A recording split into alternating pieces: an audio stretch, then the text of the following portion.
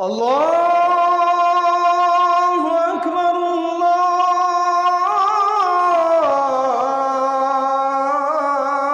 আল্লাহু আকবার। আমার সাথে সবাই বলেন আলহামদুলিল্লাহি রাব্বিল আলামিন আর রহমানির রহিম মালিকি ইয়াউমিদ্দিন। কোরআনের প্রথম সূরায় দিন শব্দটি আছে না নাই? এখানে দিন শব্দের অর্থ কি? আলহামদুলিল্লাহি রাব্বিল আলামিন, সকল প্রশংসা সেই আল্লাহর যিনি জগৎ সমূহের রব। আর রহমানির রহিম, যিনি রহমান, যিনি দয়াবান, যিনি রহিম, যিনি মেহেরবান। মালিকি ইয়াউমিদ্দিন,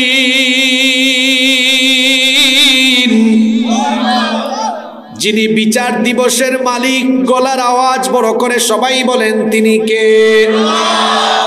মালিকি ইয়াউমিদ। বাকিটা আপনাদেরকে বলতে হবে। মালিকি। এখানে দিন শব্দ আসছে কিনা? এখানে দিন শব্দের অর্থ হলো দিন মানে বিচার, ইয়াউম মানে দিবস।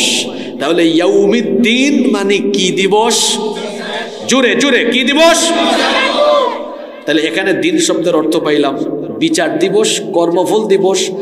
আরবিতে বলা হয় আয় ইয়াউমুল জাযাই ওয়াল হিসাব, পুরস্কার বা হিসাব গ্রহণের দিন, পুরস্কার দেওয়ার দিন। তাহলে কোরআনের শুরুতে দিন আছে, এই দিন শব্দের অর্থ বিচার। দিন শব্দের অর্থ কি?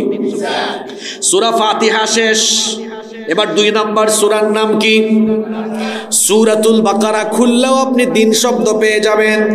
কোরআনুল কারীমের 2 নাম্বার সূরা সূরাতুল বাকারা এর 132 নাম্বার আয়াত খুললেও আপনি দিন শব্দটা পেয়ে যাবেন। আল্লাহ তাআলা সেই আয়াতে বলছেন ওয়াওয়াসসা বিহা ইব্রাহিমু বানিহি ওয়া ইয়াকুবু ইয়া বানিয়া ইন্নাল্লাহা আসতাফা লাকুমুদ্দীন ফালা তামুতুন্না ইল্লা ওয়া আনতুম মুসলিমুন।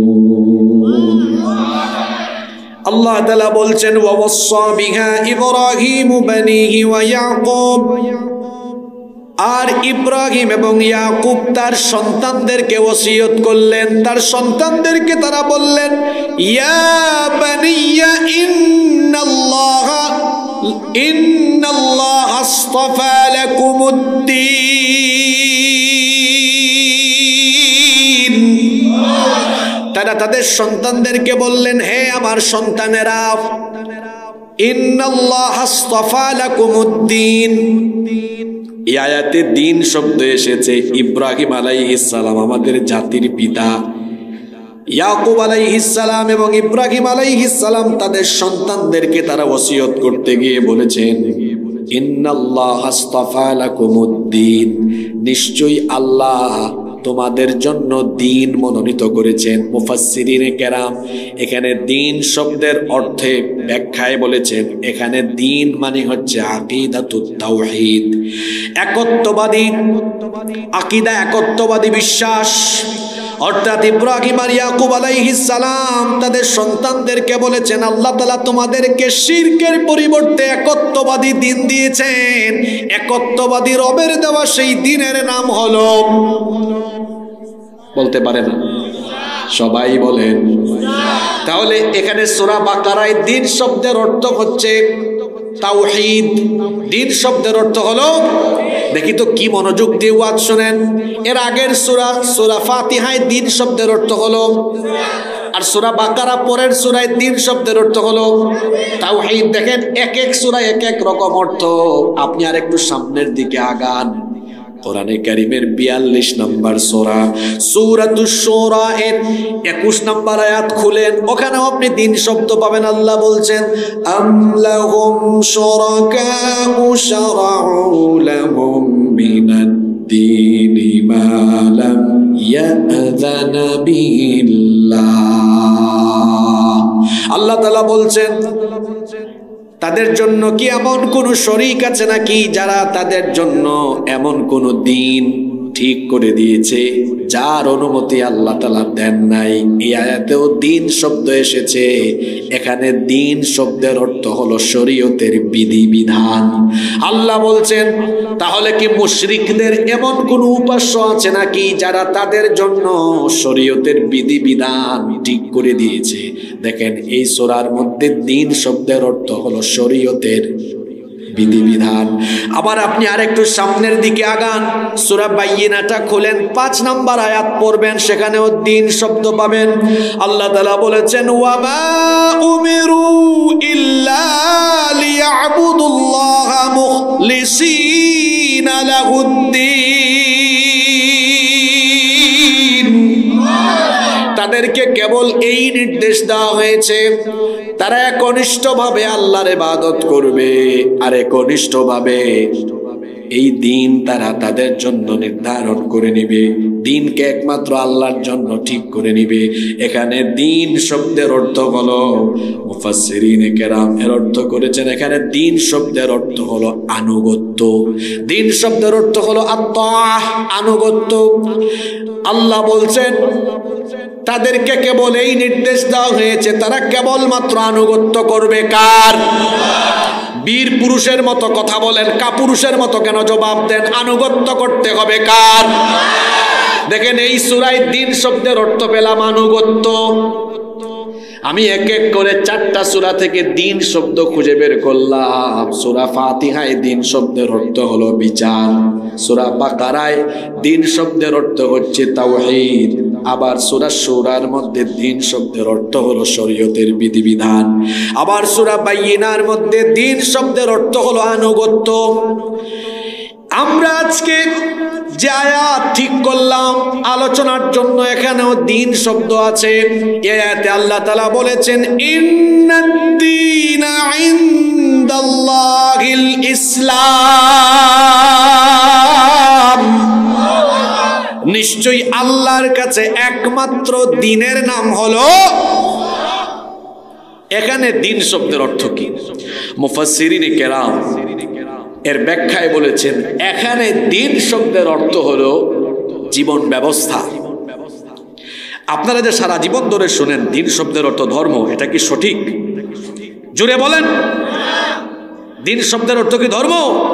কোরআন শরীফে কি দিন শব্দের অর্থ ধর্ম? তো কে শিখাইছে আপনাকে এটা ধর্ম? এটা ভুল। এই ভুলের উপর পড়ে থাকবেন না। ইসলাম কোনো ধর্ম নয়, ইসলাম হলো দিন। ইসলাম হলো, আজকে থেকে নিজেকে বদলান, সংশোধন করেন। ইসলাম কোন ধর্মের নাম নয়, ইসলাম হলো দিন। ইসলাম হলো, এখন বলবেন হুজুর দিন মানে কি? এই তো এই আয়াতে আল্লাহ শিখিয়েছেন, আমি শিখাবো না। ইন্নাদ-দীনা ইনদাল্লাহিল ইসলাম, নিশ্চয়ই আল্লাহর কাছে একটাই দিন, একমাত্র, আর কোনো দিন নাই। আল্লাহর কাছে একটাই দিন, একটাই দিন, সেই দিনের নাম কি? এখন এই দিন মানে কি? এই দিন মানে হলো জীবন ব্যবস্থা। কেউ চুপ থাকবেন না, সবাই বলেন এই দিন মানে কি? ছাত্ররা এখানে আছে, দেখি কি পড়াশোনা করো। জীবন ব্যবস্থা। জীবন মানে কি? What is life? জীবন কি? জীবনের ডেফিনেশন কি? সময়ের সমষ্টির নাম হলো জীবন। সময়ের সমষ্টির নাম হলো জীবন। আপনি জন্মগ্রহণ করলেন 1983-তে, মৃত্যুবরণ করলেন 2025-এর মার্চে। এই যে এই পুরা সময়ের সমষ্টির নাম হলো, বলেন এই পুরা সময়ের সমষ্টির নাম কি? হায়াত থেকে মৌত, মিনাল হায়া ইলাল মাউত, মৃত্যু থেকে, জীবন থেকে মৃত্যু পর্যন্ত, জন্ম থেকে নিয়ে মৃত্যু পর্যন্ত এই গোটা সময়ের নাম হলো কি? জীবন। এখানে দিন শব্দের অর্থ বলতে গিয়ে 2টা শব্দ বলেছি, জীবন, পরেরটা কি? বুবার মতো বসে থাকিয়েন না, জীবন, জীবন ব্যবস্থা। এখন জীবনের সংজ্ঞা তো বুঝলাম, আমার জন্ম থেকে মৃত্যু পর্যন্ত পুরা সময়ের নাম কি? জীবন। ব্যবস্থা মানে কি? ব্যবস্থা মানে হচ্ছে, আমি একটু ফিনান্সের ভাষায় বলি, যারা কমার্সে পড়ে, ব্যবস্থাপনা তো আপনারা বুঝেন ভালো। আচ্ছা, এই যে আজকের মাহফিলের ইন্তেজাম হলো, এই মাহফিল ইন্তেজামের একটা ব্যবস্থাপনা কমিটি আছে না? মানে এই মাহফিল, টোটাল মাহফিলটা অ্যারেঞ্জ করার একটা প্রক্রিয়া তারা করেছেন। তারা প্যান্ডেল করেছেন, প্রচারণা করেছেন, শুনছি আপনাদের জন্য তারা মেহমানদারিরও ব্যবস্থা করেছেন। এই যে গোটা মাহফিলের সব প্রক্রিয়ার ব্যবস্থাপনা করেছে ইন্তেজামিয়া কমিটি। এখন দিন শব্দের অর্থ হলো জীবন ব্যবস্থা, মানে হলো আপনার জন্ম থেকে নিয়ে মৃত্যু পর্যন্ত গোটা জীবনের ব্যবস্থাপনা, মানে আপনার ব্যক্তি জীবন, পরিবার, সমাজ, অর্থনীতি, রাজনীতি, রাষ্ট্রনীতি, সব কিছু পরিচালনার ব্যবস্থাপনা কিরকম হবে, সকল ব্যবস্থাপনা যে দিনের ভেতরে ঢুকিয়ে দেওয়া হয়েছে, সেই দিনের নাম হলো তবারুক খাওয়ার ধান্দায় যারা আসছেন এরা এখন উঠে যান, 30-40 মিনিট পরে আইসেন। আর যারা ওয়াজ শোনার ধান্দায় আসছেন মনোযোগ বাড়ান। কথা বুঝতে পেরেছেন? আপনার জীবনের শত শত ভুল আজকে বের হবে। তাহলে ইসলাম মানে নামাজ রোজা, ইসলাম মানে হজ যাকাত, ইসলাম মানে কি আনুষ্ঠানিকতা না জীবন ব্যবস্থা? আমাদের দেশের শতকরা 99 জন মুসলমান এখানে ভুল করে। তারা মনে করে ইসলাম মানে নামাজ রোজা, ইসলাম মানে হজ যাকাত, ইসলাম মানে দোকান বা ব্যবসা, উদ্বোধন করার আগে কোরআন তেলাওয়াত, পার্লামেন্ট উদ্বোধনের আগে কোরআন তেলাওয়াত, শুধু তেলাওয়াতে, খতমে, তাসবিহ, তাহলিল, নামাজ রোজা এগুলোতে ইসলাম সীমাবদ্ধ। তার ব্যবসা নীতি, তার কর্মনীতি, তার অর্থনীতি, তার রাজনীতি কিভাবে চলবে সেটা আল্লাহ আর রসুলের বিধান বাদ দিয়ে মানুষের তৈরি করা বিধান যারা গ্রহণ করেছে এরা আদৌ ইসলামের ভেতরে প্রবেশ করতে পারেনি।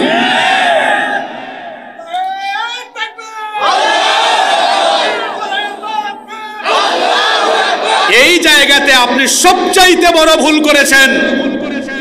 পার্লামেন্ট উদ্বোধনের আগে কোরআন তেলাওয়াত হলো, সেই পার্লামেন্টে আবার কোরআন সুন্নাহ বিরোধী আইন পাশ হলো। এটা কি প্রকৃত ইসলাম? বিবাহ উদ্বোধনের সময় হুজুর ডেকে এনে খুতবা দেওয়া হলো, সেই বিয়েতে যৌতুক খাওয়া হলো। যৌতুক হারাম না হালাল? এইভাবে করে ইসলামকে শুধুমাত্র আনুষ্ঠানিকভাবে সীমাবদ্ধ রেখে আপনি জীবন ব্যবস্থাপনার বহু জায়গায় আল্লাহর দেওয়া দ্বীনের নীতিমালা বাদ দিয়ে যে ইসলাম পালন করেন, এটা আপনার বানানো ইসলাম, এটা আল্লাহ আর রসুলের ইসলাম নয়। তাহলে দ্বীন শব্দের অর্থ কি ধর্ম না জীবন ব্যবস্থা? সবাই বলেন জীবন ব্যবস্থা মানে কি?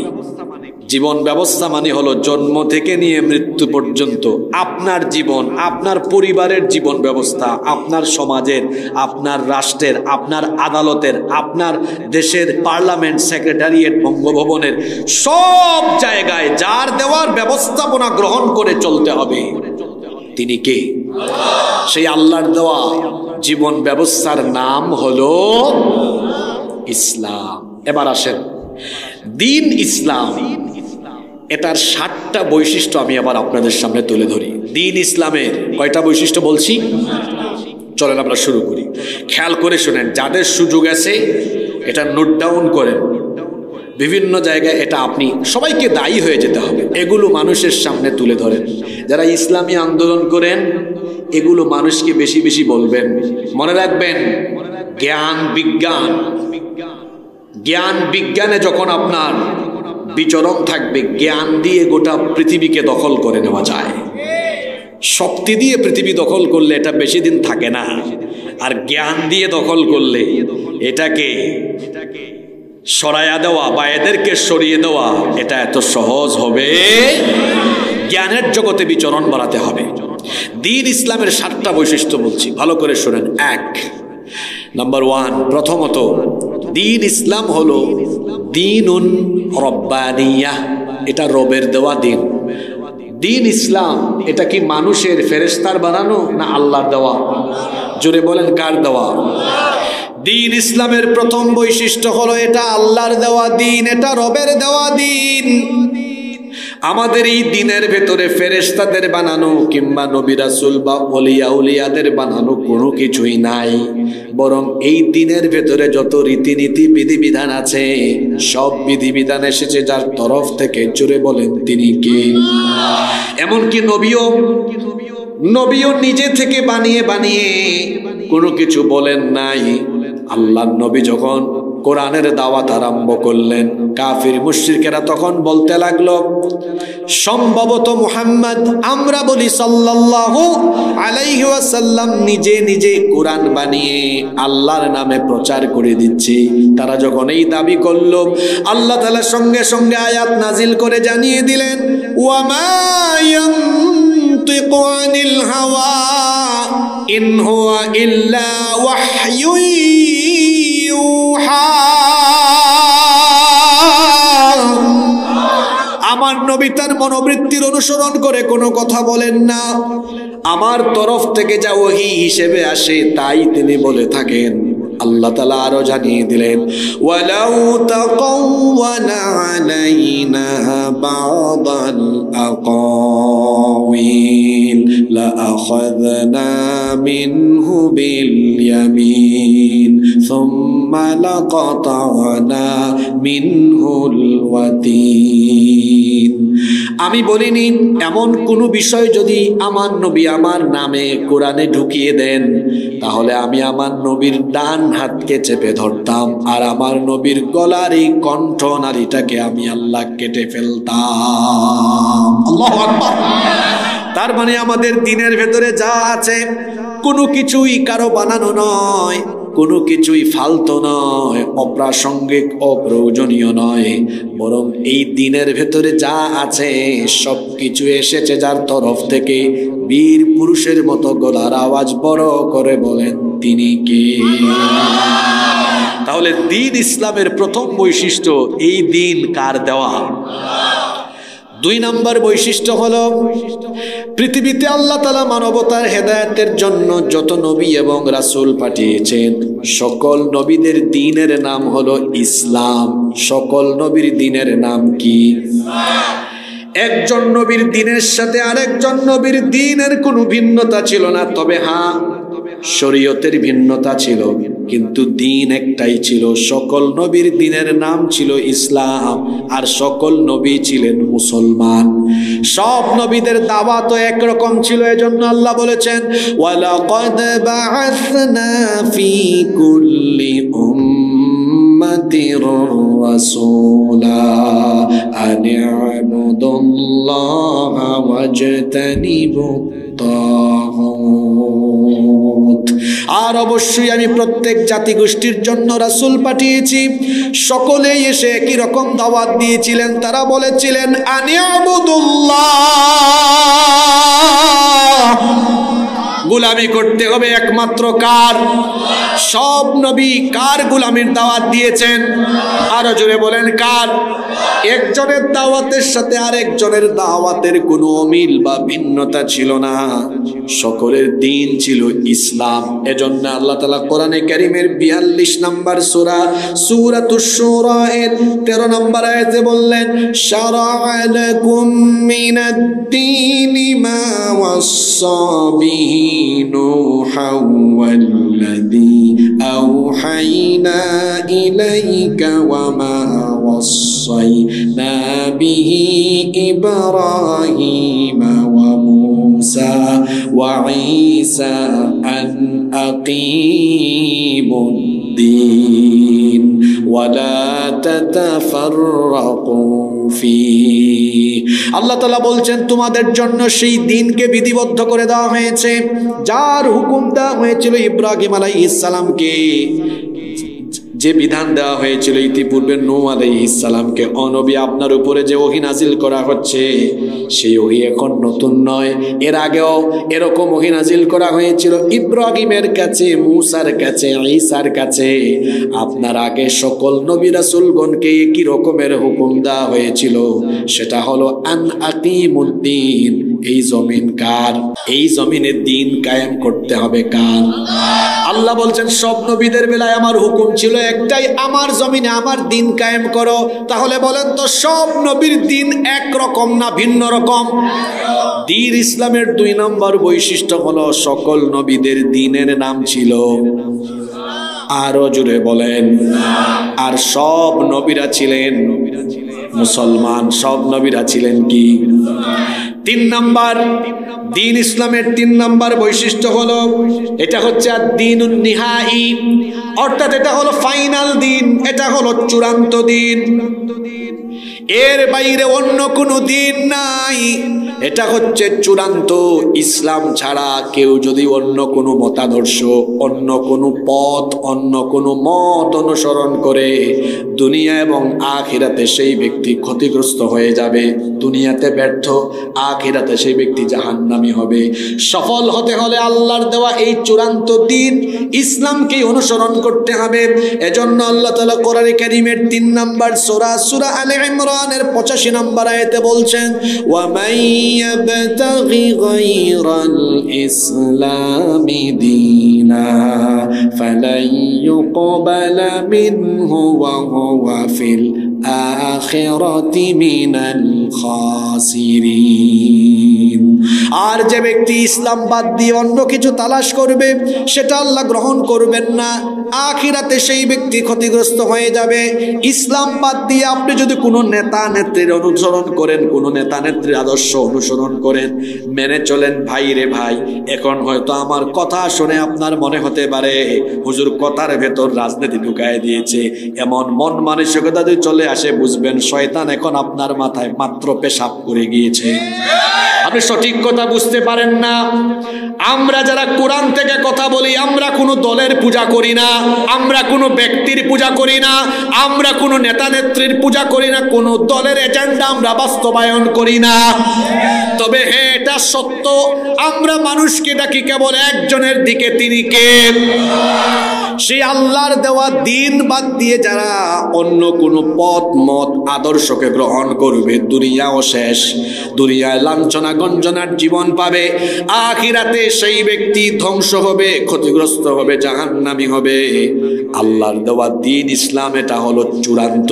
এজন্য আল্লাহর নবী বলতেন, আল্লাহর নবী বলেছেন, বাইহাকি এবং মুসনাদে আহমদের মধ্যে হাদিস বর্ণিত হয়েছে, আল্লাহর নবী বলেছেন, ওয়ালাউ কানা মূসা হাইয়ান মা ওয়াসিয়াহু ইল্লা তাবাই।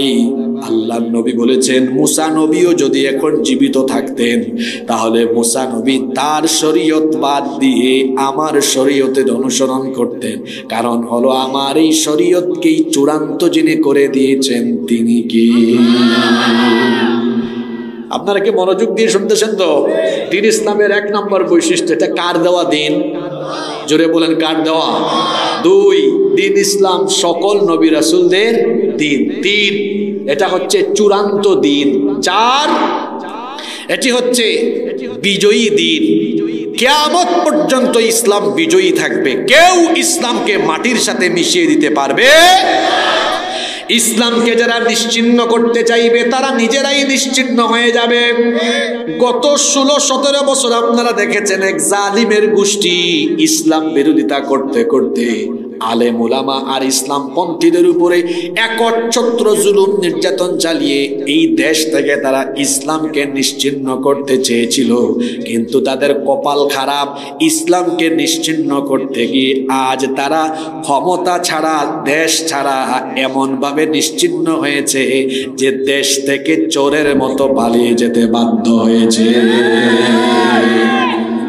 এখান থেকে কি শিক্ষা পেলেন? ইসলামকে যারা নিশ্চিহ্ন করতে চাইবে তারা নিজেরাই নিশ্চিহ্ন হয়ে, ইসলামকে নিশ্চিহ্ন করা যাবে না। কারণ দ্বীন ইসলামের 4 নম্বর বৈশিষ্ট্য হলো এটা হলো বিজয়ী দিন।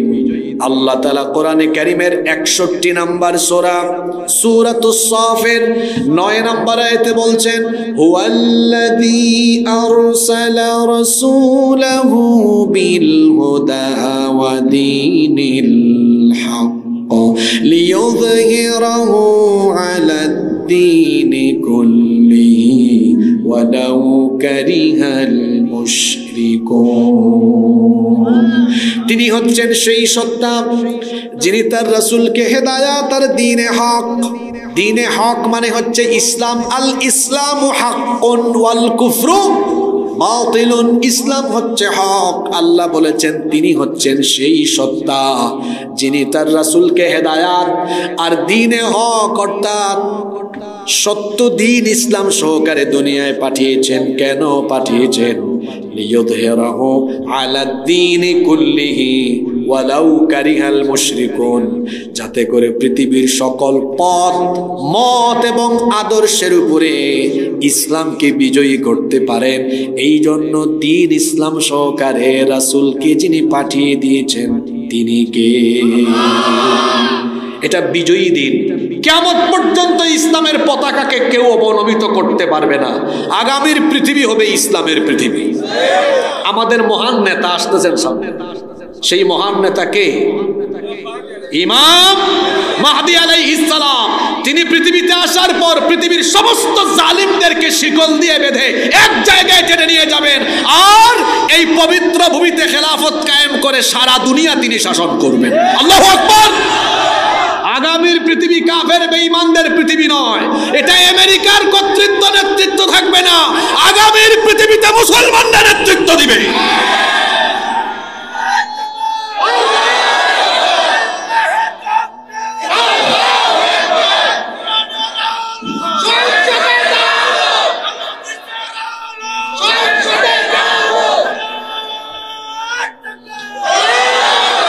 আপনি স্লোগান সংশোধন করেন, এখন থেকে নতুন স্লোগান হবে আল কোরআনের আলো পৃথিবী ব্যাপী জ্বালো। ঘরে ঘরে জ্বালবো না তো। আমাদের মহান নেতা আসতেছেন, তিনি কোনো ঘরে ঘরে আর দেশে দেশে জ্বালাবেন না। তিনি সারা পৃথিবীতে কোরআনের আলো জ্বালাবেন। আর আমরা যদি বেঁচে থাকি তাহলে আমরা অবশ্যই ইমাম মাহদীর সৈনিক হব, সাথী হব। কারা কারা ইমাম মাহদীর সাথী হতে রাজি আছেন? দুহাত তুলে দেখা। আচ্ছা, হাতগুলো নামান। আমরা তো আঞ্চলিক না, আমরা আন্তর্জাতিক। কারণ আমাদের নেতা হবেন ইন্টারন্যাশনাল। তিনি গোটা পৃথিবীকে শাসন করবেন। আর তার হেড অফিস হবে কোথায় জানেন? এই তো জানেন কোথায় কোথায়? ইসরায়েলের জায়নবাদী ইহুদিরা আর তাদের পেছনে থাকা আমেরিকা, তারা চেয়েছে পৃথিবী থেকে, পৃথিবীর মানচিত্র থেকে ফিলিস্তিনকে মুছে দিতে। কিন্তু এখন দেখা গিয়েছে যেই দেশেই মুসলমান আছে তারা ফিলিস্তিন ফিলিস্তিন এমন আওয়াজ তুলেছে। এখন দেখা গিয়েছে যেই জায়গায় মুসলমান আছে সেই জায়গায় এক টুকরা ফিলিস্তিন হয়ে গিয়েছে। ফিলিস্তিনকে পৃথিবীর মানচিত্র থেকে কেউ মুছে দিতে পারবে না, বরং যারা ফিলিস্তিনিদেরকে মুছে দিতে চাইবে তারাই পৃথিবীর মানচিত্র থেকে হারিয়ে যাবে। মজলুম ফিলিস্তিনিরা আগামীর বিশ্বকে শাসন করবে। এটা গলাবাজি করে যায় নাই, এটা চাপাবাজি করে যায় নাই। এটা আমার মতো ছোটখাটো হুজুরের কথা না। এটা বলে গিয়েছেন ১৫০০ বছর আগে বড় হুজুর মুহাম্মাদুর রাসূলুল্লাহ সাল্লাল্লাহু আলাইহি ওয়াসাল্লাম। আল্লাহ রাসূল কি বলেছেন সেই হাদিসটা শুনেন। আল্লাহ রাসূল বলেছেন কিয়ামতের আগে শেষ জামানায় পবিত্র ভূমিতে খেলাফত কায়েম হবে। এখানে আরদুল মুকাদ্দাসা বা পবিত্র ভূমি বলে আল্লাহর নবী এই জেরুজালেমকে ইঙ্গিত করেছেন। এই ভূমিতে খেলাফত কায়েম হবে। আমাদের মহান নেতা আসতেছেন, আগামীর পৃথিবী তার নেতৃত্বে পরিচালিত হবে ইনশাআল্লাহ। তাহলে দিন ইসলাম পরাজিত দিন নয়, এটা বিজয়ী দিন। কিয়ামত পর্যন্ত ইসলাম বিজয়ী থাকবে। এটাকে বিজয়ী রাখবেন কে? দিন ইসলামের হেফাজতকারী কে? ইসলাম আর আলেম ওলামাদের বিরুদ্ধে লাইগেন না, পরিস্থিতি খারাপ হবে। বর্তমানে বাংলাদেশে মাঝে মাঝে কিছু কিছু লোক, আমি নাম নিলাম না, ক্ষমতায় যাওয়ার আগেই যা কাম করতেছেন আগে ভাগে ঠিক হয়ে যান। আমি কয়েকটার নাম বলি, লতিফ সিদ্দিকী, টাকলা মুরাদ, লাফালাফি করছিল বেশি, পরিণতি কিন্তু খারাপ হয়েছে, সব ক্ষমতা হারিয়েছে। এই দেশ মসজিদ মাদ্রাসা আলেম উলামা পীর মাশায়েখদের দেশ। এই দেশে আলেম উলামা পীর মাশায়েখ ইসলামের বিরুদ্ধে কেউ গেলে ক্ষমতার চেয়ারে থাকতে পারবে না, জুতার বাড়ি খেয়ে নামতে বাধ্য হবে। আপনি যাই করেন ইসলামের পক্ষে থেকে করতে হবে। এই দেশের মাটি আপনাকে চিনতে হবে। ইসলামের বিরুদ্ধে গিয়ে এই দেশে কেউ ক্ষমতায় থাকতে পারবে সাফ কথা। 16-17 বছর ইসলাম বিরোধিতা করে যারা ছিল এরা কিন্তু বেজ্জতির সাথে বিদায় হয়েছে। ইসলাম বিরোধিতা করলে পরিণতি খারাপ হবে, সে যেই হোক। আল্লাহ আমাদের সবাইকে কবুল করেন। দিন ইসলামের কয়টা বৈশিষ্ট্য আমরা আজকে আলোচনা করছি? 7। বলছি কয়টা? মনোযোগ আছে না মোনাজাতে চলে যাব? নাম্বার 5, দিন ইসলামের 5 নম্বর বৈশিষ্ট্য হচ্ছে, এটা হচ্ছে সার্বজনীন এবং বিশ্বজনীন। আমাদের এই দিন এটা আঞ্চলিক কোনো দিন নয় যে শুধু এই গাইবান্ধা, জয়পুরহাট, রংপুরের জন্য, বা বাংলাদেশ, পাকিস্তান, আফগানিস্তান, সৌদি আরব, কাতার, দুবাই, কুয়েত, ওমান এইসব দেশের জন্য না। দিন ইসলাম হলো সকলের জন্য। সুবহানাল্লাহ। পৃথিবীতে আমাদেরকে অনেকে বলে আমরা নাকি সাম্প্রদায়িক। আমাদেরকে যারা সাম্প্রদায়িক বলে তারা আসলে জাহেল। আমরা সাম্প্রদায়িক নই, কারণ আমাদের দিন হলো সার্বজনীন, বিশ্বজনীন। সুবহানাল্লাহ পড়বেন না? কিরকম দেখেন? আচ্ছা বলেন তো, ইসলাম কি শুধুমাত্র আমাদের জন্য না সবার জন্য?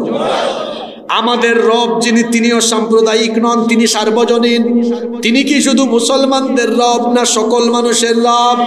এই জন্য কোরআনের শেষ সূরা, সূরার নাম সূরাতুন নাস, ওখানে দেখবেন আল্লাহ বলেছেন কুল আউযু বিরাব্বিন।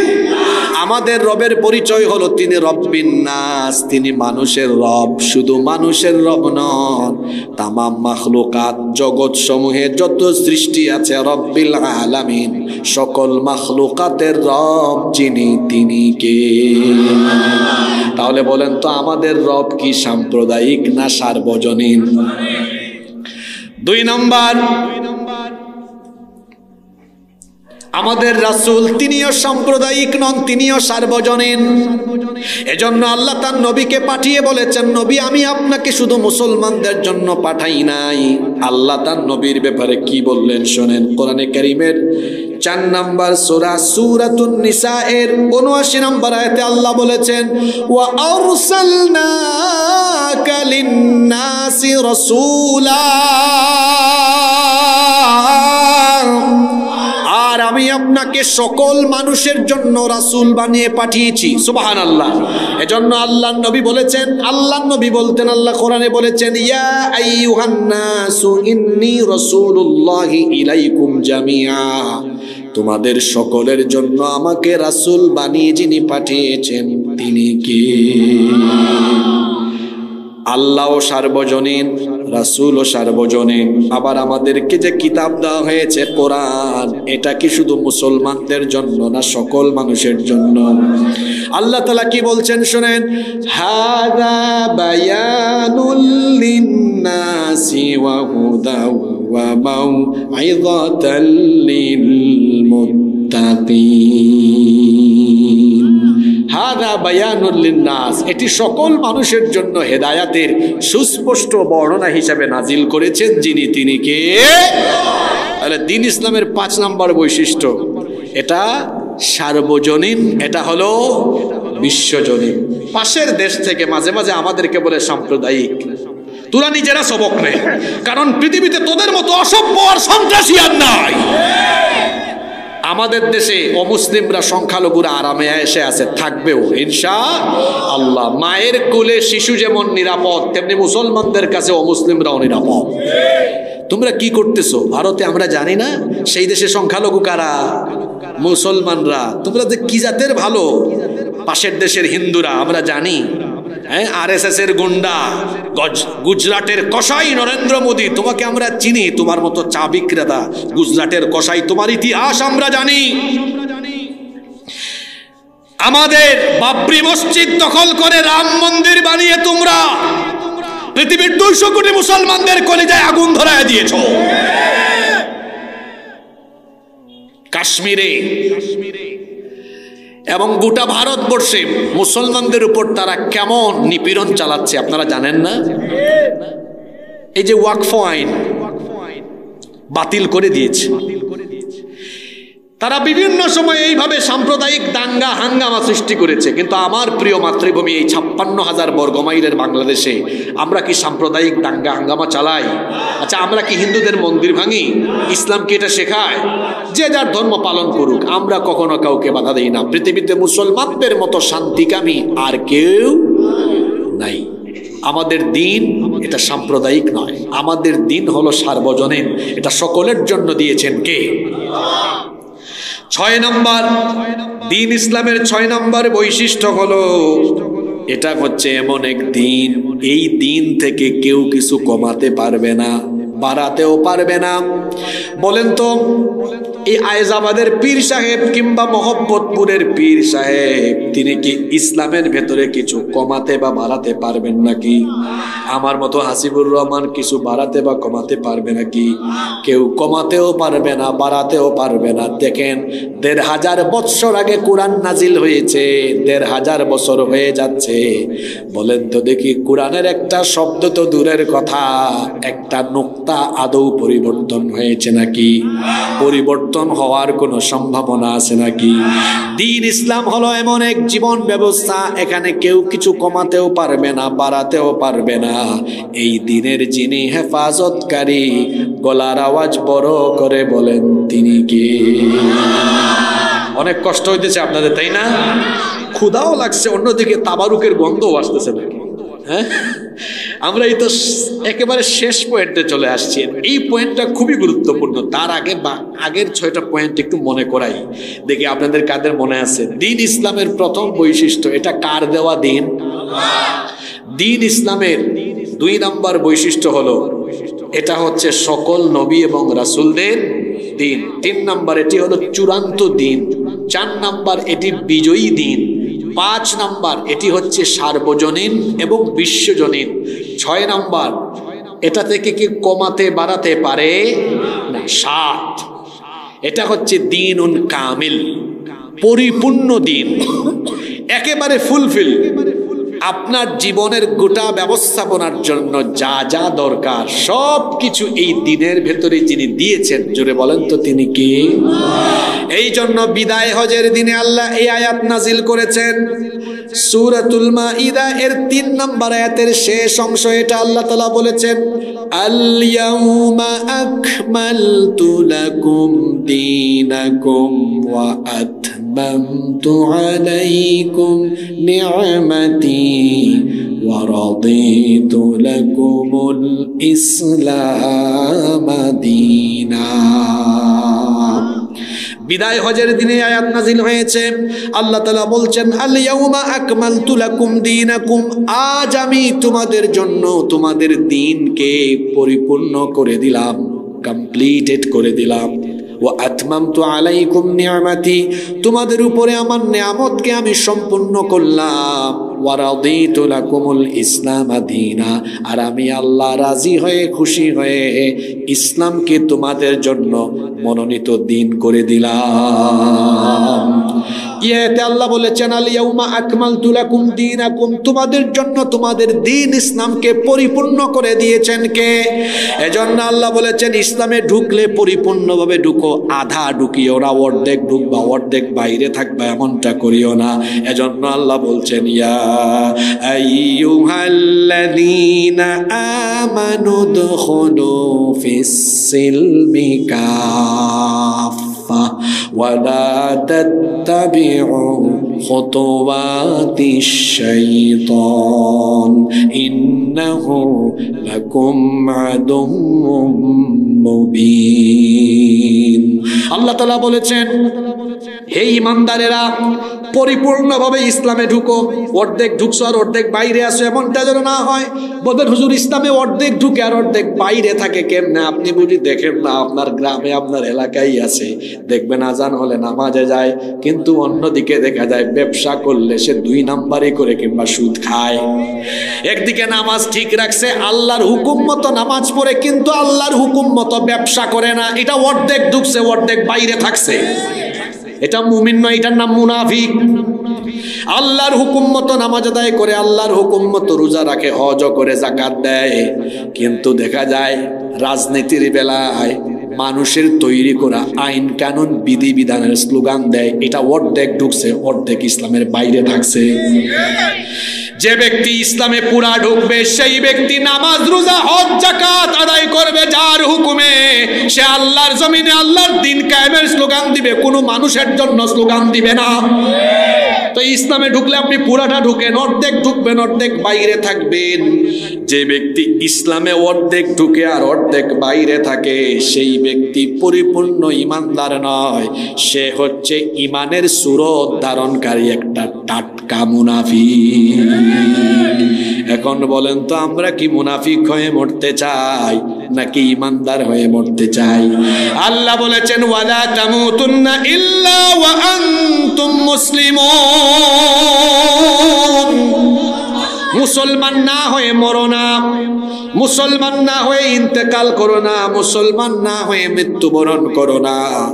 আমাদেরকে যে আল্লাহ তাআলা কিতাব দিয়েছেন, এই কিতাবের অর্ধেক মানবেন, অর্ধেক মানবেন না, এমনটা তো হতে পারে না। আল্লাহ এজন্য বলছেন, আফাতুমিনুনা বিবাদিল কিতাবি ওয়া তাকফুরুনা বিবাদ ফামা জাযাউ মান ইয়াফআলু যালিকা মিনকুম ইল্লা খিzyun ফিল হায়াতিদ দুনিয়া ওয়া ইয়াউমাল কিয়ামাতি ইউরাদ্দুনা ইলা আশাদ্দিল আযাব ওয়া মাল্লাহু বিগাফিলিন আম্মা তা'মালুন। আল্লাহ তাআলা বলছেন, তোমরা কি আল্লাহর কিতাবের অর্ধেক মানো, কিছু মানো আর কিছু মানো না? এমনটা কি হয়ে গেল নাকি অর্ধেক মানো অর্ধেক মানো না? আল্লাহর দেওয়া কিতাবের আইন মতো আজান হলে নামাজে যাও, হজ করো, যাকাত দাও, রোজাও রাখো, কিন্তু আল্লাহর দেওয়া আইন মোতাবেক তোমাদের শিক্ষাঙ্গন চালাও না, আল্লাহর দেওয়া আইন মোতাবেক তোমাদের আদালত চালাও না, আল্লাহর দেওয়া আইন মোতাবেক তোমাদের রাষ্ট্র চালাও না। কিছু জায়গায় ইসলাম মানো আর কিছু জায়গায় মানো না। আল্লাহ বলছেন, তোমাদের মধ্যে যারা এই রকম কাজ করবে, দুনিয়ায় তারা লাঞ্ছনার গঞ্জনার জীবন পাবে, সম্মান ইজ্জত পাবে না, সম্মান আল্লাহ কেড়ে নিয়ে বেইজ্জত বানাবেন। ওয়ায়ুরাদ্দুনা ইলা আশাদ্দিল আযাব, আর আখিরাতে তাদেরকে কঠিন শাস্তি যিনি দিবেন তিনি কে? ইসলাম মানলে পুরাটা মানতে হবে, অর্ধেক মানবেন অর্ধেক মানবেন না, এটা হতে পারে? দেখা যায় নামাজের বেলায় ইসলাম মানে, রোজার বেলায় ইসলাম মানে, হজের বেলায় ইসলাম মানে, যাকাতের বেলায় ইসলাম মানে, কিন্তু তারা যদি বলেন এই যে সমাজটা এটা ইসলাম দিয়ে চলুক, এই যে আদালত এটা ইসলাম দিয়ে চলুক, এই যে দেশটা আছে এটাও ইসলাম দিয়ে চলুক, কয় ধর্ম ব্যবসা কইরো না। বলেন তো, আল্লাহর দেওয়া দ্বীন ইসলাম দিয়ে রাষ্ট্র চালানো, সমাজ চালানো, এইটা কি ধর্ম ব্যবসা না রাসূলের আদর্শ? কথা বলছেন না কেন? যারা কথা বললো না এরাও এখন বলতে বাধ্য হবে, আমি বলাই ছাড়বো। বলেন দেখি, আল্লাহর রাসূলের জিন্দেগি হায়াত ছিল কত বছর? সবাই বলেন। এই 63 বছরের জিন্দেগি দুই ভাগে বিভক্ত, আল হায়াতুল মাক্কিয়া ওয়াল হায়াতুল মাদানিয়া, মাক্কি জীবন আর মাদানী জীবন। আল্লাহর রাসূলের 63 বছরের মধ্যে 53 বছর কেটেছে মক্কায়, আর 10 বছর কেটেছে। 53 বছরের মক্কার জিন্দেগি আবার দুই ভাগে বিভক্ত। জন্মের পর থেকে নিয়ে 40 বছর পর্যন্ত এই জীবনকাল হলো নবুয়তের আগের জীবন। 40-এ যখন কোরআন নাজিল হওয়া আরম্ভ হলো, এর পরবর্তী মক্কায় থাকা 13 বছর হলো নবুয়ত পরবর্তী মাক্কি জীবন। এই 13টি বছর আল্লাহর রাসূল কোরআনের দাওয়াত দিতে গিয়ে মার খেয়েছেন, নিজে রক্তাক্ত হয়েছেন, আল্লাহর নবীর শরীর থেকে রক্ত ঝরছে। যেই উম্মতের নবী দ্বীনের জন্য রক্ত ঝরায়, সেই উম্মতেরও প্রয়োজনে রক্ত ঝরানো লাগবে, ভয় পেলে চলবে। আরে আপনার নবী তো দ্বীনের জন্য রক্ত ঝরিয়েছে, সুতরাং আপনাকেও দ্বীনের জন্য শরীর থেকে রক্ত ঝরাতেই হবে। আপনার নবী রক্ত দিয়েছে, আপনি কোন সুফি, আপনি কোন ফেরেশতা যে আপনাকে রক্ত দেওয়া লাগবে না? আপনার নবী রক্ত দিয়েছে, এই দ্বীনের জন্য প্রয়োজনে আপনাকেও রক্ত দেওয়া লাগবে। এরপরে সাহাবীরাও দিয়েছেন, নাকি দেন নাই? 13 বছর রক্ত দিয়ে, ত্যাগ আর তিতিক্ষা দিয়ে 13টি বছর আল্লাহর নবী আগে কোরআনের আলোয় আলোকিত মানুষ তৈরি করলেন। এরপরে হিজরত করে নবীজি মক্কা থেকে চলে গেলেন মদিনায়। মদিনায় যাওয়ার আগেই 13 বছর মক্কায় তিনি কোরআন দিয়ে মানুষ তৈরি করেছেন। কারণ একটা দেশ চালাতে হলে দেশের বিভিন্ন সেক্টরে যে মানুষগুলো থাকবে এদেরকে আগে সোনার মানুষ, আদর্শ মানুষ হিসাবে তৈরি করতে হবে। এজন্য আল্লাহর নবী 13 বছর মানুষ তৈরি করার কাজ করেছেন। 13টি বছর তিনি কোরআনের আদর্শে আদর্শিত মানুষ, তিনি চরিত্রবান মানুষ তৈরি করেছেন। এরপরে হিজরত করে মদিনায় যাওয়ার পরে এই আদর্শবান লোকগুলোকে রাষ্ট্রের বিভিন্ন সেক্টরে দায়িত্ব দিয়ে দিয়ে আল্লাহর দেওয়া কোরআনকে রাষ্ট্রের ভিত্তি বা সংবিধান বানিয়ে মদিনায় একটা স্টেট, একটা রাষ্ট্র গঠন করে আল্লাহর নবী রাষ্ট্রপ্রধান হয়ে ওফাতের আগ পর্যন্ত 10 বছর আল্লাহর দেওয়া আইন কোরআন দিয়ে রাষ্ট্র পরিচালনা করে আমাদের জন্য দৃষ্টান্ত রেখে গিয়েছে। ঠিক না? এখানে সুবহানাল্লাহ পড়ে। এখন আপনারা আমাকে বলেন, তাহলে রাষ্ট্র পরিচালনা, দেশ পরিচালনার সুন্নত আদর্শ আমার নবীর জীবনে তো নাই। এ বললেন না কারা? এখানে চুপ থাকলো কারা? এদের কি সন্দেহ আছে? দেশ পরিচালনার আদর্শ আমার নবীর জীবনে আছে না নাই? জোরে বলতে হবে, আছে না নাই? তাহলে আল্লাহর নবীর উম্মত হিসাবে এই বাংলাদেশে আমরা আল্লাহর দেওয়া নীতিমালা আর রাসূলের আদর্শে একটি কোরআনের দেশ আমরা বানাতে চাই। এটা কি ধর্ম ব্যবসা না আল্লাহ রাসূলের আদর্শ? যে বলবে ধর্ম ব্যবসা সুজাতারে ধরবেন, তোরা বলবেন তুই কালেমা পড়ে মুসলমান হ, নতুন করে ঈমান আন, নইলে তুই যে অমুসলিম এটা ঘোষণা দে। কারণ দেশ পরিচালনার সুন্নত আদর্শ আমার নবীর জীবনেই সরাসরি আছে না নাই? কত বছর? জোরে বলেন, কত বছর? কত বছর? দিন ইসলামের 7 নম্বর বৈশিষ্ট্য, এটা পরিপূর্ণ দিন। এটাকে একদম ঘর থেকে নিয়ে রাষ্ট্র ব্যবস্থা পর্যন্ত নিয়ে যেতে হবে, কারণ এটা একেবারে কমপ্লিটেড, পরিপূর্ণ। আপনার রাষ্ট্রে যা দরকার, রাষ্ট্রীয় ব্যবস্থাপনার জন্য যা দরকার সব এই দিনের ভেতরে আছে না নাই? আসেন, আজকের পুরা ওয়াজ মনে রাখতে পারেন আর না পারেন, এখন আমি যে 2টা পয়েন্ট বলবো এটা অন্তত মনে রেখে বাড়ি যাবেন। আর অনুরোধ করে যাচ্ছি এই কথাগুলো চারপাশে ছড়িয়ে দিবেন। পারবেন না ইনশাআল্লাহ? যদি আল্লাহর কোরআনের শাসন কায়েম হয়ে যায়, বাস্তবায়ন হয়ে যায়, আল্লাহ যেন করে দেন, বলেন আমিন। তাহলে বহুবিধ ফায়দা হবে। 2টা ফায়দার কথা বলে আমি শেষ করব, আপনাদের খানা দানাও আসবে ইনশাআল্লাহ। 2টা ফায়দা। 1, যদি আল্লাহর দেওয়া কোরআনের শাসন বাস্তবায়ন হয়, একজন ক্ষুধার্ত মানুষ থাকবে না, একজন গরিব মানুষ থাকবে না, ক্ষুধামুক্ত, দারিদ্রতামুক্ত একটি দেশ কোরআনের শাসনের বদৌলতে পাওয়া যাবে। সুবহানাল্লাহ যে কইলেন, এখন যদি আপনাকে কোনো নাস্তিক বা ইসলাম বিরোধী বলে আপনি ফর্মুলাটা দেন তো, তখন তো পারবেন না। ওই যে বললাম, জ্ঞানে আমাদের বিচরণ কম, আসে শুধু স্লোগানে। কেমনে ক্ষুধামুক্ত, দারিদ্রতামুক্ত দেশ আল্লাহর দেওয়া ফর্মুলায় বানানো যাবে, এখন সেই ফর্মুলাটা আপনি শুনেন।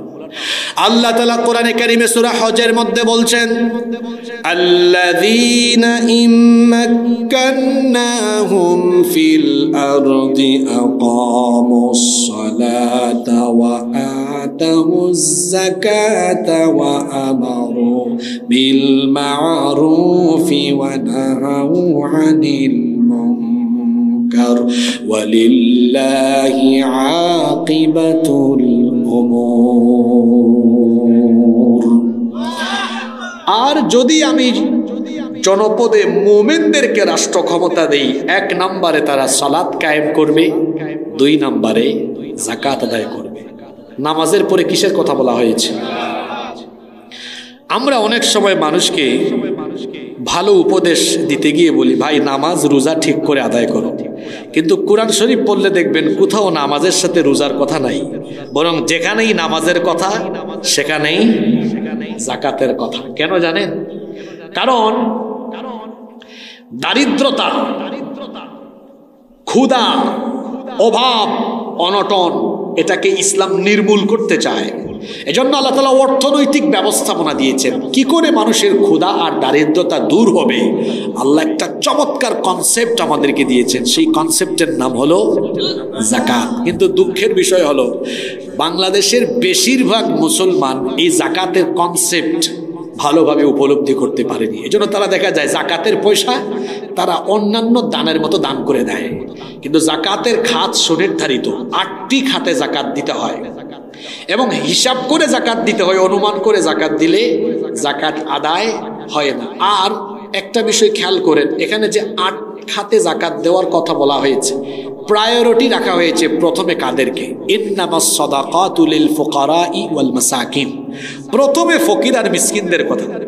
8টা খাত তো, প্রথম 2 খাত, 1 নম্বর ফকির, 2 নম্বর মিসকিন। ইসলামী বিশেষজ্ঞগণ বলছেন প্রথমেই কেন ফকির মিসকিনদেরকে রাখা হলো, কেন এদেরটা আগে, কেন এদেরকে 7-8-এ রাখা হলো না, 1 এবং 2-এ রাখা হলো কেন?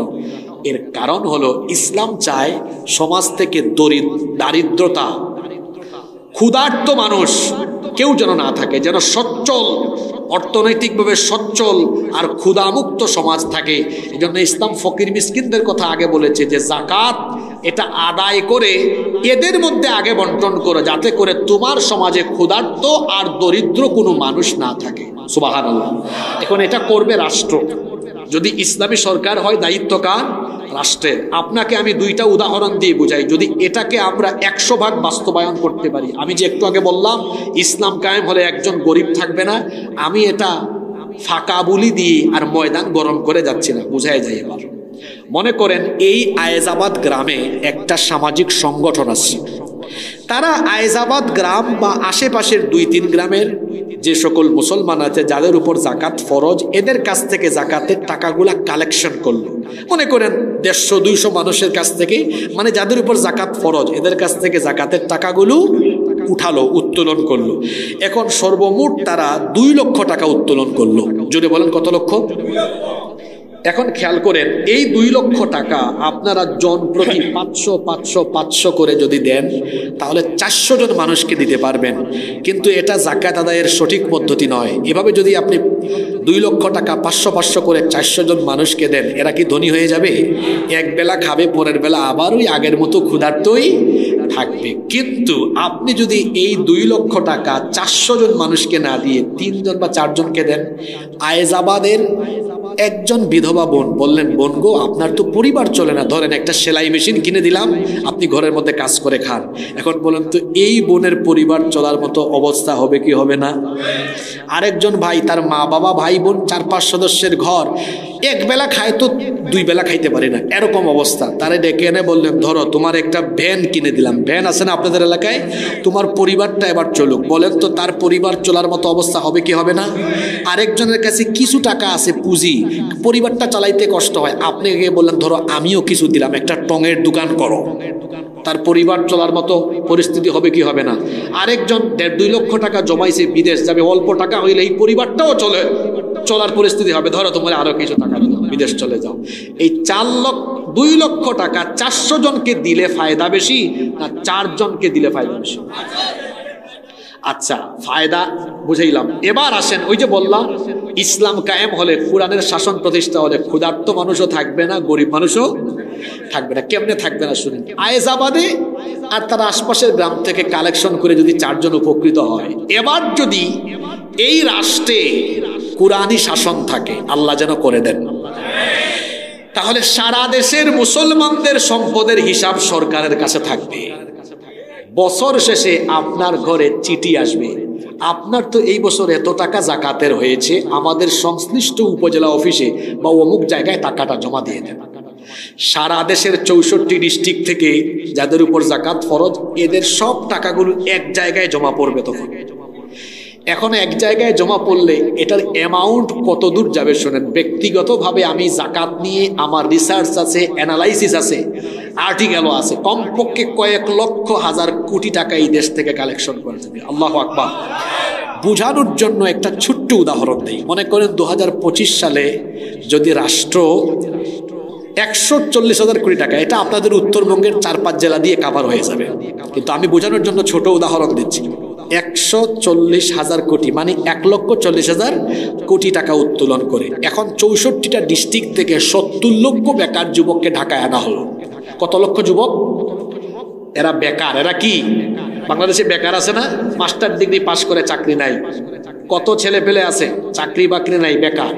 64টা ডিস্ট্রিক্ট থেকে 70 লক্ষ যুবককে ঢাকায় এনে এই 70 লক্ষ যুবকের প্রত্যেকের হাতে 2 লাখ টাকার চেক দেওয়া হলো। প্রত্যেককে কয় লক্ষ? জোরে বলেন, কয় লক্ষ? যুবক ভাইরা শুনেন, যারা বেকার, এই নেতা ওই নেতার পিছনে স্লোগান দিয়েন না। ইসলাম বুঝেন আগে। আগে তো নিজের ফায়দা নাকি? নিজের ফায়দা যেদিকে আপনি যাবেন। 2 লক্ষ টাকা করে দেওয়া হলো। আচ্ছা, কত লক্ষ যুবক জানি? আর মোট টাকা জমা পড়ছে কত? 140,000 কোটি টাকা। এখন 70 লক্ষ যুবককে 2 লক্ষ টাকা করে দিলে ক্যালকুলেটর হিসাব করে দেখেন 140,000 কোটি টাকা।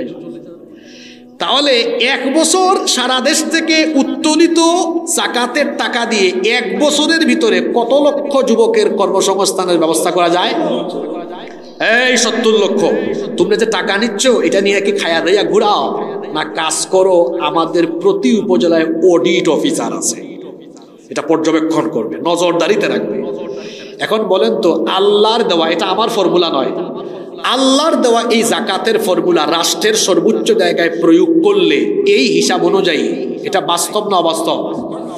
1 বছরে কত লক্ষ যুবকের কর্মসংস্থান হলো?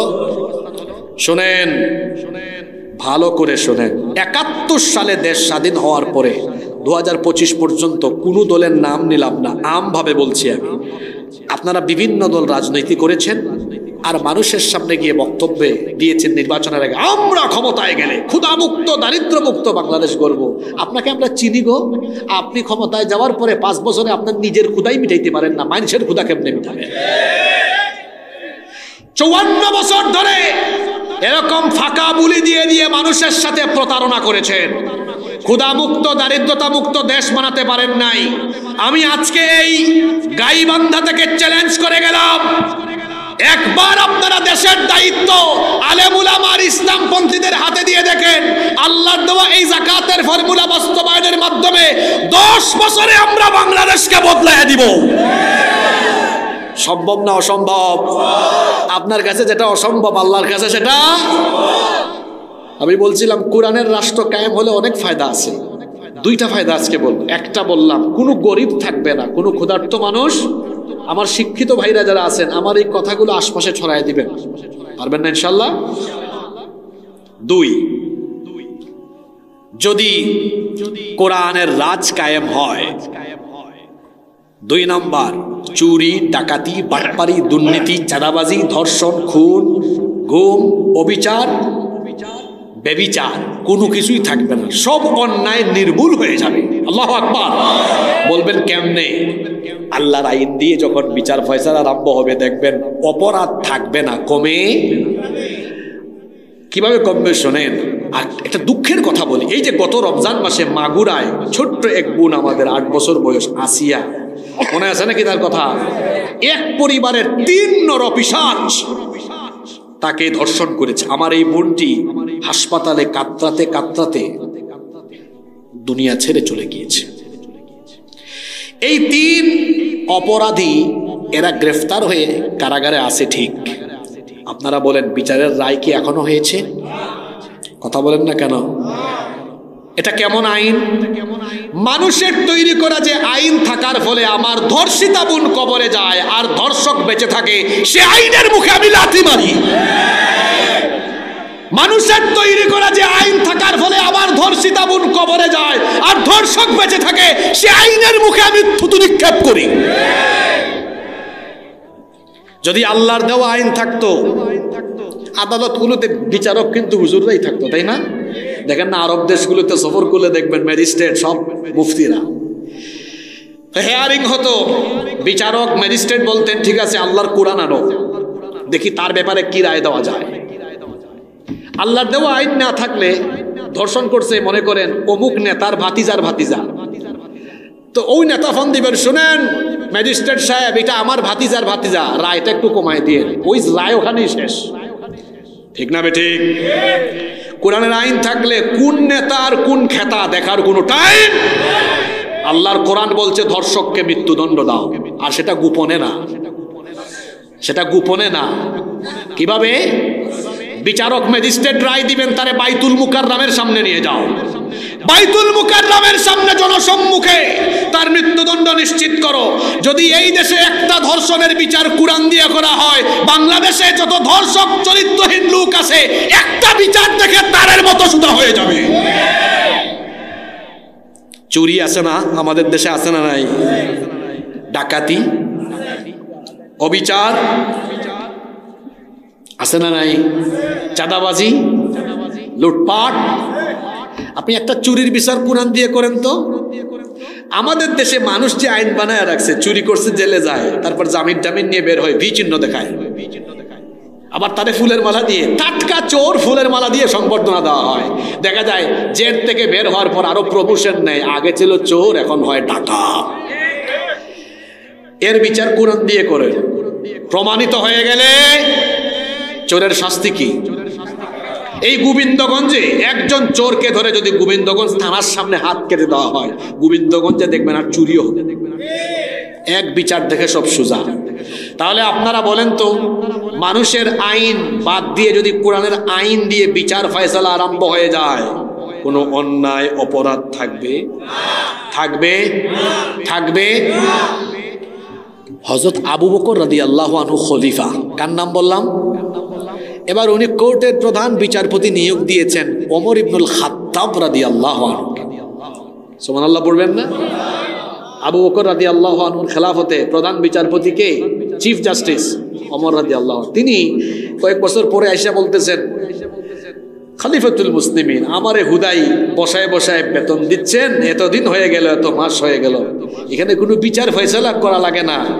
চিন্তা করেন, আল্লাহর কোরআন দিয়ে রসুলের জমানা থেকে যখন শাসন আরম্ভ হয়েছে, এমন এক সোনালী সমাজ প্রতিষ্ঠা হয়েছে, যারা ছিল চোর ডাকাত কোরআনের আদর্শে এমন মানুষ হয়েছে, তারা চুরি ডাকাতি বাদ দিয়ে মানুষের সম্পদের পাহারাদার হয়ে গিয়েছে। আমরা এমন সমাজ চাই কি চাই না? ক্ষুধা মুক্ত, দারিদ্রতা মুক্ত বাংলাদেশ আর অপরাধ মুক্ত ইনসাফের বাংলাদেশ আমরা চাই কি চাই না? যদি এমন বাংলাদেশ আমরা চাই, তাহলে আমাদেরকে মানুষের তৈরি করা আইনকে বঙ্গোপসাগরে নিক্ষেপ করে আল্লাহর কোরআনের আইনকে রাষ্ট্রের সর্বোচ্চ জায়গা পর্যন্ত নিয়ে যেতে হবে। রাজি আছেন? দিন ইসলাম এটা কি শুধু মসজিদ মাদ্রাসায় থাকবে না সব জায়গায় থাকবে? কারণ কি? আল্লাহ বলেছেন আজকের আয়াত, ইন্নাদ-দীনা ইনদাল্লাহিল, নিশ্চয়ই আল্লাহর কাছে একমাত্র দিনের নাম কি? বুঝিয়েন না যে আজকে হুজুর কি ওয়াজ করে গেল, আজকে কবরের ওয়াজ হয়েছে। কিসের ওয়াজ? অনেকে কনফিউশনে পড়ছে যে হুজুর এটা আবার কবরের ওয়াজ হয় কেমনে? আপনি তো এই 1.5 ঘন্টা বক্তব্য রাখলেন সব দুনিয়াবি বিষয়, এটা কবরের ওয়াজ কেমনে হয়? কবরে প্রশ্ন কয়টা? জোরে বলেন না, কয়টা? 3 প্রশ্নের প্রথম প্রশ্ন কি? মার রাব্বুকা, তোমার রব। এবার আপনারাই বলেন 2 নাম্বারটা কি? হ্যাঁ, মা দীনুকা, তোমার দিন কি? এটা কিসের ওয়াজ হইছে? কবরের ওয়াজ। ওই আমি যাওয়ার পরে আশেপাশে অনেকে বলে থেকে হুজুর একটা আসছে, সব রাজনীতি করে চলে গেছে। ব্যাককল, এটা রাজনীতি না, ব্যাককল, এটা কবরের ওয়াজ করে গেছে। মা দীনুকা, তোমার দিন কি? এটা কবরেও জিজ্ঞেস করা হবে। মৃত্যু পর্যন্ত দিন ইসলাম মতো জীবন চালালে উত্তর দিতে পারবেন দিনই আল ইসলাম। আর ইসলাম, আল্লাহর দেওয়া দিন ইসলাম বাদ দিয়ে আপনি যদি আপনার জীবন চালান, সেদিন দিন ইসলামের সঠিক উত্তর দিতে পারবেন। কিসের ওয়াজ করে গেছে? এটা কবরেরই ওয়াজ। মা দীনুকা, তোমার দিন কি? আমি যদি মৃত্যু পর্যন্ত আল্লাহর দেওয়া দিন ইসলাম মতো চলি, আমি ফেরেশতাকে জবাব দিব, তুমি আমাকে জিজ্ঞেস করেছো মা দীনুকা, আমার দিন কি? হ্যাঁ, আমি তো মৃত্যুর আগ পর্যন্ত ইসলাম মতে চলেছি, আমি ইসলামের অনুসারী ছিলাম। দিনই আল ইসলাম, আমার দিনের নাম হলো। আর যারা ইসলাম বাদ দিয়ে অমুক তমুক অমুক তমুকের বানানো আদর্শ মতো চলছে, বুঝবে কবরে। ফেরেশতা বলবে মা দীনুকা, সে বলবে লা আদ্রি। আল্লাহ বলবেন কাযাবা আবদি, আমার বান্দা মিথ্যা বলেছে, জাহান্নামের দরজা খুলে দাও। জাহান্নামের দরজা তার কবরের দিকে খুলে দাও, তার কাফনের কাপড় খুলে জাহান্নামের পোশাক পরায় দাও, তার উপরে শাস্তি চালাও ততক্ষণ ইসরাফিলের সিংহার ফুৎকারে কিয়ামত হয় না যতক্ষণ। আল্লাহু আকবার। আর ইসলাম মতো জীবন চালিয়ে যারা কবরে যাবে, যখন বলবে দীনি আল ইসলাম, আল্লাহ বলবেন ফাআফরিশু লাহু ফিল জান্নাহ ওয়া আলবিসু লাহু বিল জান্নাহ, তাকে জান্নাতের বেহেশতের পোশাক পরাও, তার দিকে কবরের দিকে জান্নাতের দরজা খুলে দাও। তার কবর 3.5 হাত কেন? তার কবরটাকে এত প্রসারিত করে দাও, ইলা মাদ্দা বাসারিহি, তার চোখের দৃষ্টি যায় যত দূর, তার কবরকে প্রশস্ত বানায় দাও তত দূর। আর তার উপরে জান্নাতি হাওয়া বর্ষণ করো, তাকে জান্নাতের নিয়ামত দিতে থাকো কতক্ষণ ইসরাফিল সিংহা বাজায় কিয়ামত ঘটায় না যতক্ষণ। আল্লাহু আকবার। এরকম জান্নাতি নিয়ামত পেতে হলে দুনিয়াতে যে দিন মতো চলতে হবে, সেই দিনের নাম কি? এবার কিছু প্রশ্ন উত্তর নিয়ে নেই। ইসলাম শব্দের অর্থ কি? এই কয়েকজন, বাকিরা কি বুঝেন ইসলাম শব্দের অর্থ? বলেন, ইসলাম শব্দের অর্থ কি? দিন শব্দের অর্থ কি? দিন শব্দের অর্থ কি? জীবন ব্যবস্থা। জীবন ব্যবস্থা, আমাদের গোটা জীবনের ব্যবস্থাপনা যে দিন মোতাবেক চলবে, সেই দিনের নাম কি?